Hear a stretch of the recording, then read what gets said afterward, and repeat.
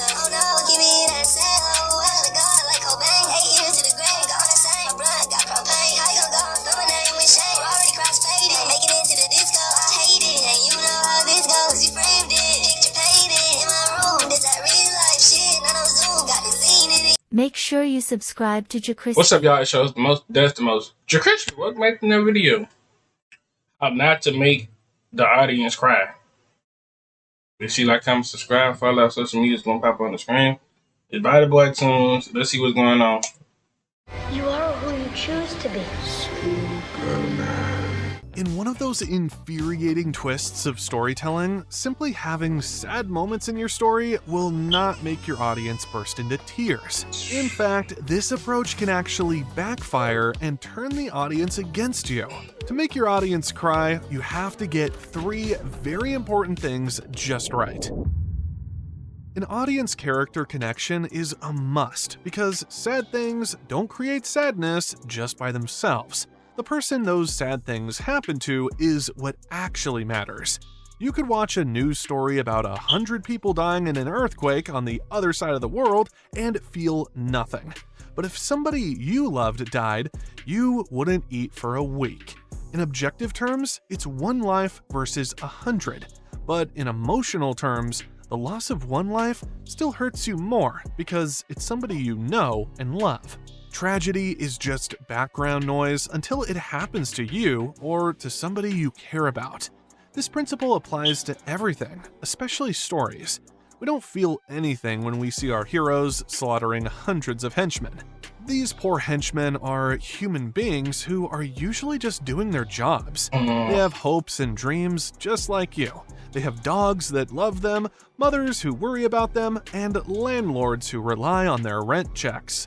Their deaths are objectively sad, but we simply don't care because we don't like them.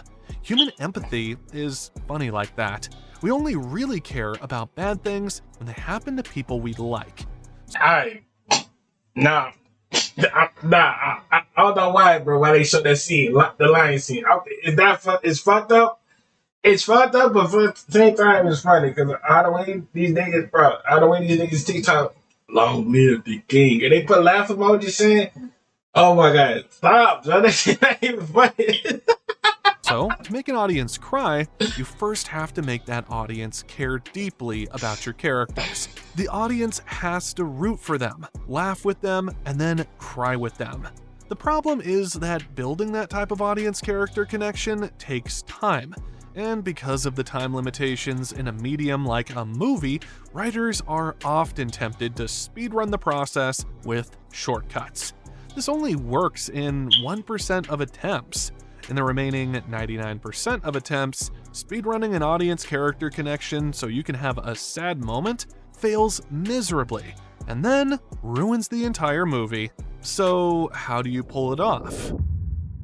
You already know that an audience will only like your character if that character is relatable. He has to be a good person, but not too good. Whoa. Even Superman has kryptonite as a weakness.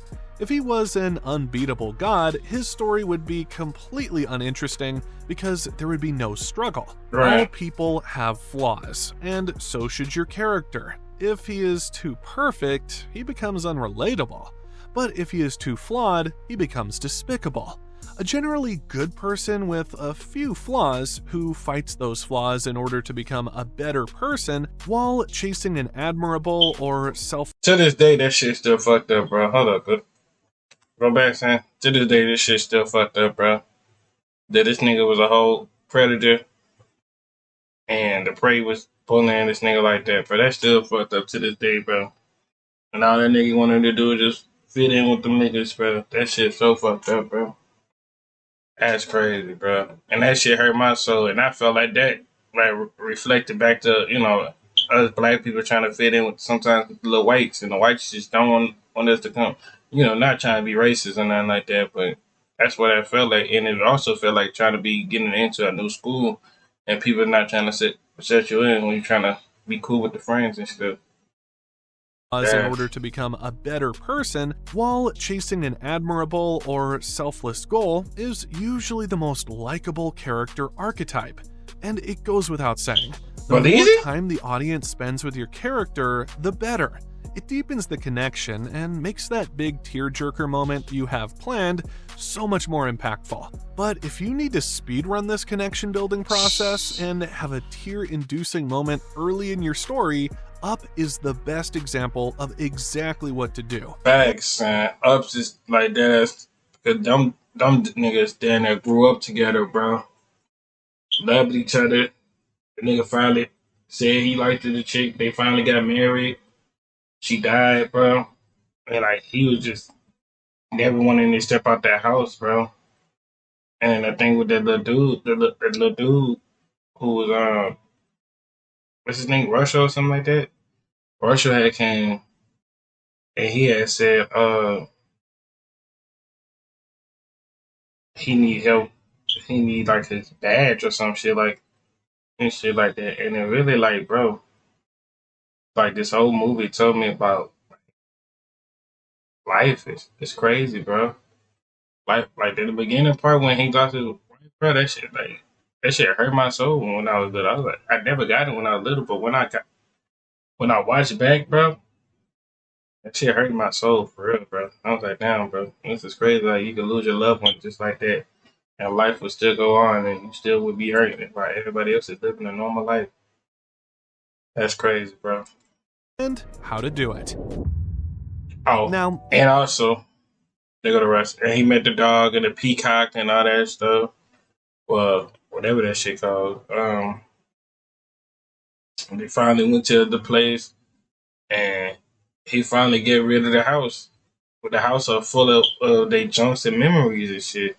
And it's like he finally moved on of not being hurt of the past, even though down low in the beginning of the movie he's still gonna be hurt, and regardless of the fact after this he's still gonna be hurt, and he gonna have to take care of this dude because this nigga never had a dad. He never had a dad in his life, so he looked at him as a father figure. And the dog came.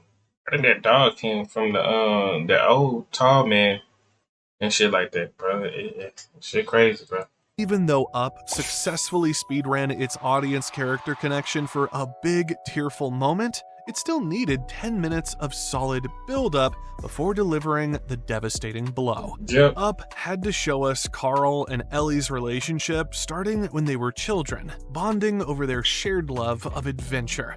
It's only after this setup that Up launches into its famous montage, but this montage still focuses on strengthening the emotional connection between the audience and the characters. We see Carl and Ellie getting married, we see their happy time together as newlyweds, and we see them painting a nursery as they prepare for their baby. Then we see their sadness after they lose the baby. Up then shows Carl and Ellie recovering from losing the baby and living happily again. We see Carl and Ellie saving up for their dream childhood trip to South America, but they have to keep digging into their savings for emergency Carl and Ellie likable. It's also what makes the ending of the montage so devastating. Up shows us Carl and Ellie growing old, and finally, Ellie dies without ever taking that dream trip to South America with her husband because life got in the way. That's when we finally see Carl in the church, broken.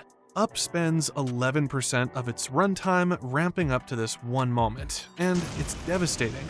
The framing of the shots, the color saturation, and the haunting music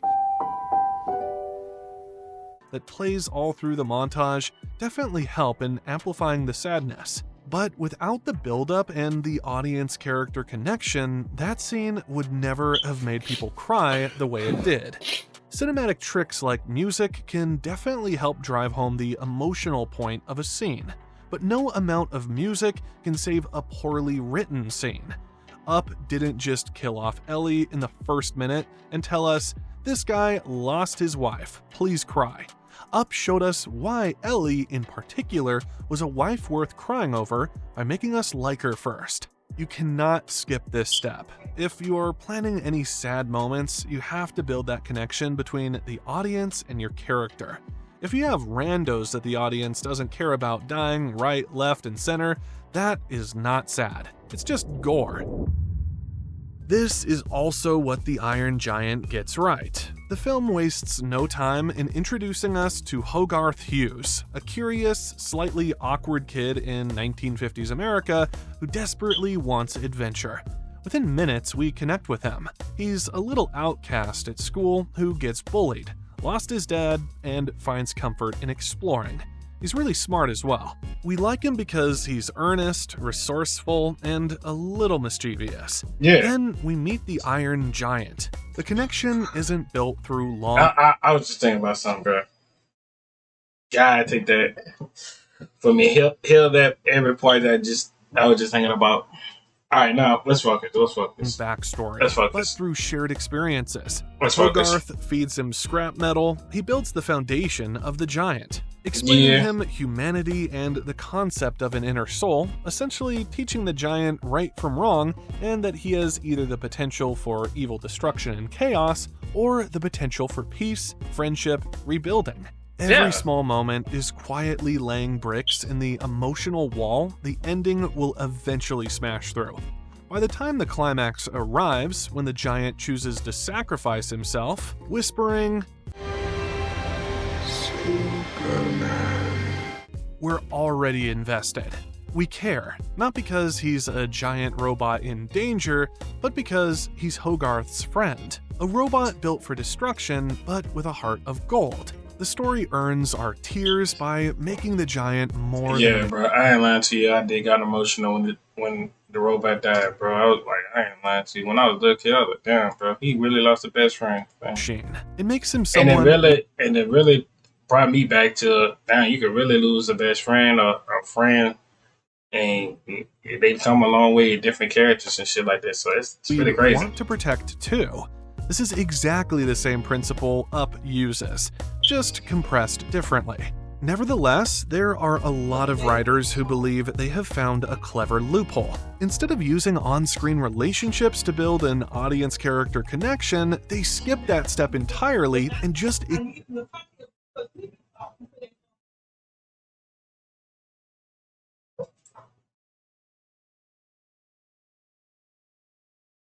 What's she arguing about? Exploit the pre-existing personal relationships the audience already has. This is where we get the manufactured tragedy. The most common type of manufactured tragedy in storytelling is the dead parent. Everybody has parents, and most people like their parents. So if you kill your character's parent, the audience will feel sorry for him and cry because they will be imagining the trauma of losing their own parents. Right? Yeah. Well, not really. Manufactured tragedies tend to have very mixed results. They can either speedrun the connection building process, or they can break your story. It's all in the implementation. In superhero stories, dead or absent parents have become a requirement. Pretty much every superhero you can think of is an orphan. Batman, Superman, Spider-Man, and Iron Man are the most prominent. Turns out we have a lot in common. You can see the same trend in the Star Wars universe and even in Disney princess movies. It doesn't matter whether you are Luke Skywalker, Cinderella, Snow White, or Bambi. Living parents are usually a big no. If the parents are alive at the beginning of the movie, they're definitely going to die by the 10th minute. Now, a lot of stories use this technique because killing off the parents is the easiest way to buy sympathy. Alright, son, come on, son. Stop showing this scene, bro. Yeah, it's sad, but it's funny at the same time, but sad, though. Because, like, why would he have to say that? For your character. The problem is that when you introduce parents just so you can kill them, it can backfire. Damn, bro. Poor Bambi, bro. Man, poor Bambi, bro. That's all I'm gonna say, boy. Poor Bambi. Bambi, man. Bambi didn't even have a mama. Man, y'all know the skunk was a whole dude? We thinking that's a girl. That's a whole dude. And turn the audience against you. The minute your audience feels like it's getting emotionally manipulated, it's over. So how do you prevent audience backlash when manufacturing a tragedy? The Good Dinosaur is the perfect example of what not... This nigga dad died on some crazy stuff. I don't even know how his dad died. On some crazy stuff, bro. to do. In The Good Dinosaur, the hero's father Oh, that's sacrifices his why. life to save his son. It's supposed to be this very sad and very touching moment, but it just falls flat because the emotional manipulation is too obvious. The Lion King also did the same thing. It had a father sacrificing himself to save his son. But the Lion King scene didn't feel manipulative. It was a manufactured tragedy that the audience actually liked. So, what is the difference between a successful manufactured tragedy and an annoying failure? It's the inclusion of the second ingredient that makes an audience cry. The Lion King had it, and The Good Dinosaur didn't. Let's break down the two scenes and see where the good Because I feel like the dinosaur scene, that nigga, the dad could that nigga could have got off of that. He had to risk his life for the son. He could have got up there. That nigga wanted to die on purpose. That's crazy. Now this scene right here, oh my god. The Lion King, bro. Oh my god. When that nigga Scar said, "Long live the king," and raised his foot up and killed his own brother, boy, that was emotional. Dinosaur failed. In The Lion King, Scar tells his nephew Simba to wait for his father in the middle of a valley. Progressive's Up Payment program provides down payment assistance for first-generation home buyers. Because we believe everyone should have the access and opportunity to own a home. Kraft Real Mayonnaise, made with eggs from farms right here in America. Real good ingredients, real good taste. Simba doesn't know that his uncle is lying to him. He also doesn't know that there is a herd of wildebeests grazing at the mouth of the valley. As soon as Scar is clear of the valley, he signals the hyenas to spook the wildebeests. The wildebeests start a stampede, and Simba is trapped. Scar then tells his brother Mufasa that his son is trapped in a valley full of stampeding wildebeests. Mufasa braves the stampede to rescue his son, and he succeeds. He even manages to almost save himself, but not quite. He gets stuck on the walls of the valley. Scar! Brother, help me! Scar doesn't help, obviously. He set up the whole stampede to kill his brother so he could become king. Long live the king. Scar Alright, come on, son. That's still funny. It's funny because you could joke about it because it's funny, but at the same time, that's really still fucked up. That nigga fucked up with that. throws Mufasa back into the valley, and Mufasa is trampled to death by the wildebeests. This scene hits you like a ton of bricks. It works. Now, let us look at how the Good Dinosaur bungled up the death of its hero's father. In the universe of the Good Dinosaur, the dinosaurs never went extinct. They run the world. Humans, on the other hand, are just pests who steal food from the dinosaurs. Our hero, Arlo's father, sets up a trap and it catches the human boy who has been stealing food from them. Instead of killing the boy, like his father instructed, Arlo lets the boy go. Daddy is not happy. Come on. We're gonna finish your job right now. So the father takes his son out to track down the human boy. They follow the boy's tracks along the river. The problem is that there is a rainstorm. The rain actually started falling as they were leaving home, but the dad, Henry, insisted on leaving anyway. This is the same dad who had said this just a few minutes earlier. The river's not something to mess around with there, Arlo. Be careful. But because Henry is angry at his son for letting the human boy go, he ignores his own advice, ignores the rainstorm, and even ignores the rising water levels in the river. He keeps pushing Arlo until Arlo breaks one of his legs trying to keep up. This is also when Henry realizes he is screwed up. I think we went far enough today. Storm's getting worse. Let's get you home. By then, it's too late. A massive wall of floodwater is barreling down the river. Henry manages to push his son onto higher ground, but he can't save himself in time. The water sweeps him away. This scene is sad as well, but it doesn't hit like Mufasa's scene in The Lion King. Henry is portrayed as this perfect dad who paid the ultimate price to save his son. But when you look at it, the only reason Arlo was ever in danger in the first place is because his father put him in danger.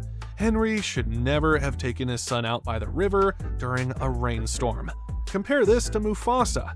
Mufasa never put his son in danger. The reason why Mufasa's scene is so heartbreaking is because of the injustice of it all. Right. Mufasa didn't deserve what happened to him. But Henry kinda did.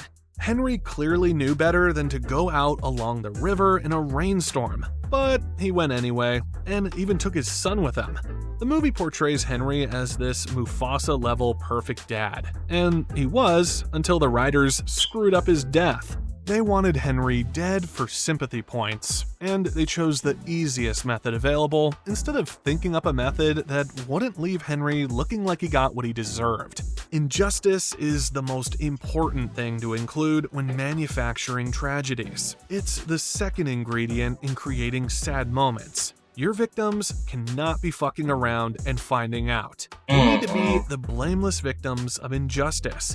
Without injustice, the tearful moments in your story are going to fall flat or even feel a little manipulative. The saddest moments in any story usually come from injustice, and the grave injustices are usually perpetrated by somebody. Think of the scene in Wreck-It Ralph where Ralph betrays Vanellope and wrecks her cart. Think of events like the execution of Ned Stark or the Red Wedding.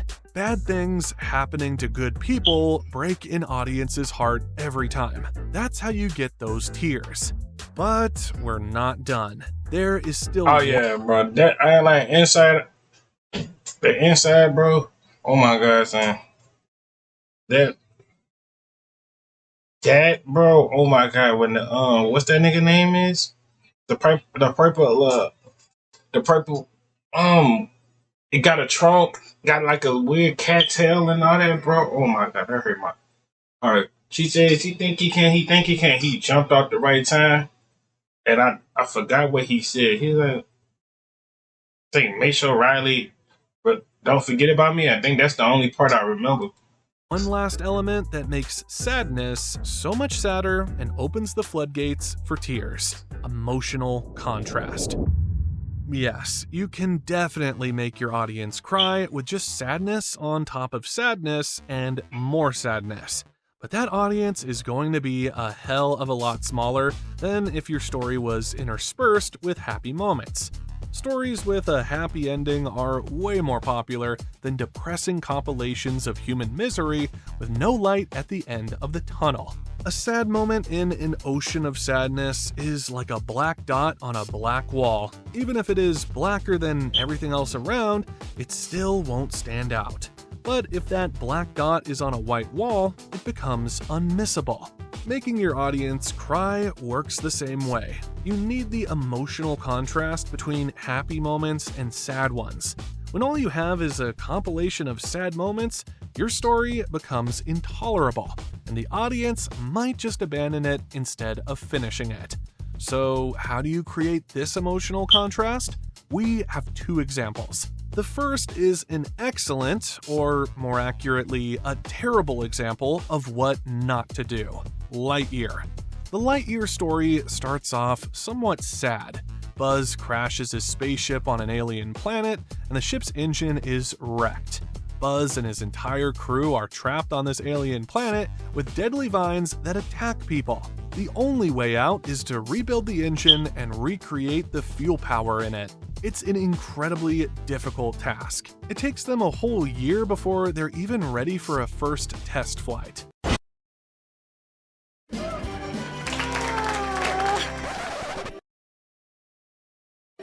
Chicken heads again. Aw. The only reason why I don't know about this because I ain't watched the movie. Now, if I go back and watch the movie, then I can understand, put my partake of this. But I didn't watch the movie, so I'm gonna be quiet for the rest of this. 4-minute flight, isn't that something? That test flight doesn't work. And worse, time dilation actually makes Buzz age slower than his crewmates. While he is out in space, he only ages 4 minutes. But his crewmates on the alien planet age 4 years. but the people keep trying. Buzz goes on test flight after test flight without any success. From the math in the film, it takes Buzz a literal 89 years to finally get it right. Of course, by then, everybody from Buzz's original crew is already dead. The crew members got married and had children on the alien planet. Those children also got married and had their own children, and those grandchildren are in their 20s by the time Buzz succeeds. But Buzz himself has barely aged because of time dilation. Fantasy physics. All of this. So wait, Buzz is not a human? That's what you basically saying. Buzz is not a human? But the rest of them niggas was human, they had kids and all that stuff? Wait a minute, hold on, wait. Somebody gotta explain this to me. Is supposed to be incredibly sad, but Lightyear never even shows us any of it. The only other person we ever see is Alicia, Buzz's best friend, and we don't even get to see her perspective on things. Lightyear only uses Alicia to show the passage of time every time Buzz returns from a failed test flight. She is getting married, she has a kid, the kid is graduating college, the kid is getting married now. The kid has his... But you graduating... Oh, wait, what? Nigga, how you learn school from there? Alien blah blah? I got my own kid. And now Alicia is dead. Her only role in the story is to be a literal human clock. We don't get to see how she and anybody else feel about getting trapped on a deadly alien planet. We don't get to see how they feel about Buzz, who crashed their ship and got them stuck in the first place. We never get to see how they feel about growing old and watching their children grow old, while Buzz remains young and healthy. There are so many opportunities for emotional contrast, but Lightyear never uses a single one of them.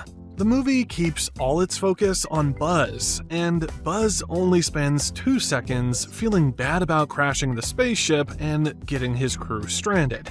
The rest of the movie is just a compilation of Buzz going on test flights while everybody else around him grows old and dies. All we know is that Buzz wants to have a successful test flight so he can go home. But we never get to see home either. We never get to see what he has lost, what he is missing.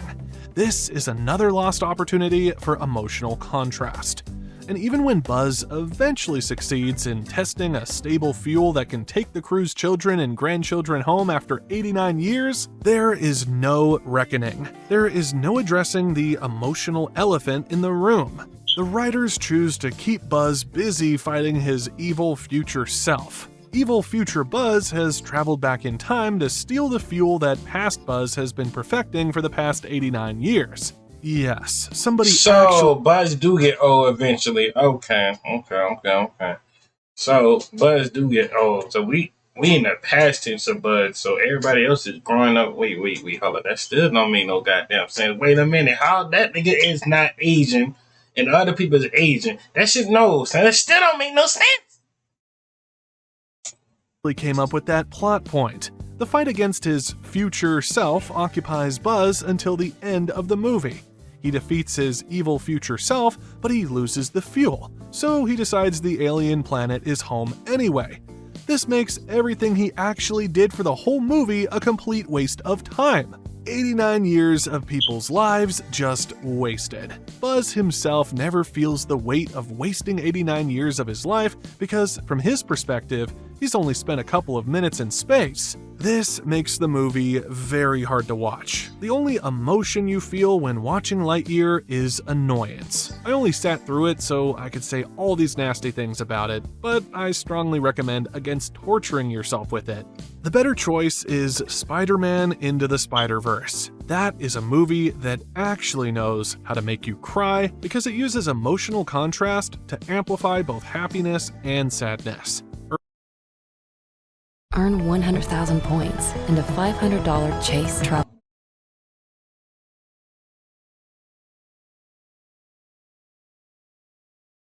credit with Chase Sapphire Reserve.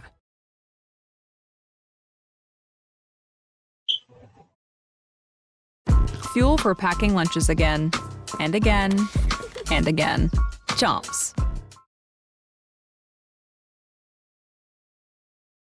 Early in the movie, we see Miles Morales goofing around with his uncle Aaron. They're best friends who sneak around and spray graffiti on walls. When Miles later learns that the same uncle is actually the supervillain who has been hunting him and trying to kill him, we feel his heartbreak because we know what he's lost. If we had not seen all the happy moments between Miles and his uncle, the realization that the same uncle was trying to kill him would have had no emotional impact. It would be just another plot point. When Uncle Aaron corners Miles on a roof and is about to kill him, we feel Miles's fear. When his uncle spares him after Miles pulls down his mask, we share Miles's relief. And when Kingpin murders Uncle Aaron literally 2 seconds later, we mourn with Miles. This is the cool uncle he sneaked out of school just to hang out with. The same uncle who just spared his life. And because we have seen all this, watching him get murdered for the great crime of refusing to murder Miles breaks our collective hearts. That's how you use emotional contrast. The contrast between the happy moments and the sad ones makes the sad ones so much sadder. Without this emotional contrast, the sad moments will just blend into each other and make your story boring instead of impactful. Those are the 3 ingredients you need to make your audience cry. A strong... low key too, that was actually heartbroken too, to find out that he was about to kill his own nephew. But Monster Inc., but that's definitely a sad moment too. At the end, that they broke the door, and they realized the door that they had was that they could never get to see. What that little girl name was? I forgot, but she used to call Sally Kitty. Yeah. It was sad emotional, bro. Audience character connection, injustice, and emotional contrast. The best writers use all 3 at once to maximize the sadness of sad moments. Before Game of Thrones went off the rails, it was perfect at this. Set up a character as this noble hero for a whole season, give him lots of cool moments, make everybody love him, then kill him off in an execution, assassination, or a wedding. Tears guaranteed. Game of Thrones actually started going down the rails when it stopped killing off fan-favorite characters in the last 3 seasons and started giving them plot armor instead. So as long as you don't do that, you'll be fine. If you want even more contrast and instead of making your audience cry, terrify the shit out of them. Anyways, I hope y'all enjoyed the video. Make sure to like, comment, subscribe for all that social media did pop on the screen. See y'all when I see y'all. Lay y'all to the bottom of my heart. I'm gonna roll to 300.